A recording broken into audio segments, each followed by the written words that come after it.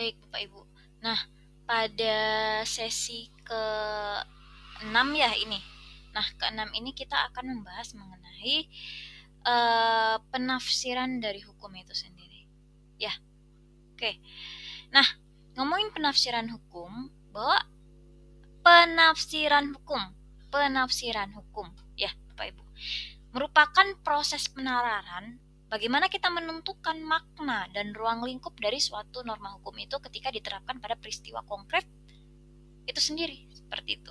Nah, bahwa hukum tidak pernah bekerja secara otomatis melalui teksnya atau melalui apa ya, kayak isinya saja. Karena bahasa hukum itu sifatnya umum. Sementara realitas sosial selalu spesifik dan dinamis, seperti itu. Nah, oleh karena itulah Bapak Ibu, bahwa penafsiran itu tidak hanya diperlakukan ketika norma itu tidak jelas mata, tetapi juga ketika halnya norma itu memang tanpa jelas namun dihadapkan pada suatu faktual yang kompleks seperti itu. Nah, artinya penafsiran hukum ini bukan kegiatan mekanis, melainkan praktik argumentatif seperti itu, yang melibatkan pilihan metode, nilai, dan dari adanya tujuan hukum itu sendiri seperti beberapa sesi yang kita pernah pelajari sebelumnya.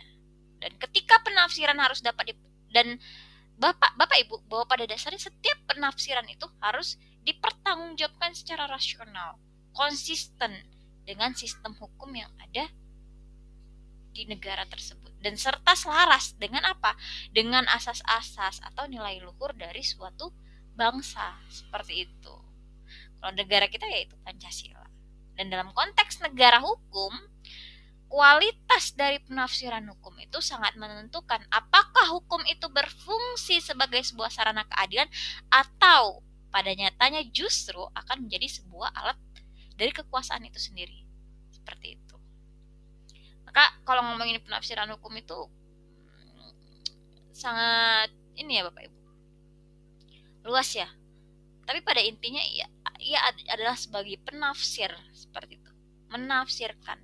Kalau di Indonesia ngomongin penafsiran hukum, siapa yang melakukan penafsiran hukum? Misalnya Mahkamah Konstitusi, dia memiliki kewenangan untuk melakukan penafsiran karena tugasnya yaitu melakukan pengujian terhadap undang-undang, seperti itu. Maka dia akan melakukan penafsiran terhadap undang-undang dasar, baik termasuk dalam Pancasila itu sendiri, seperti itu.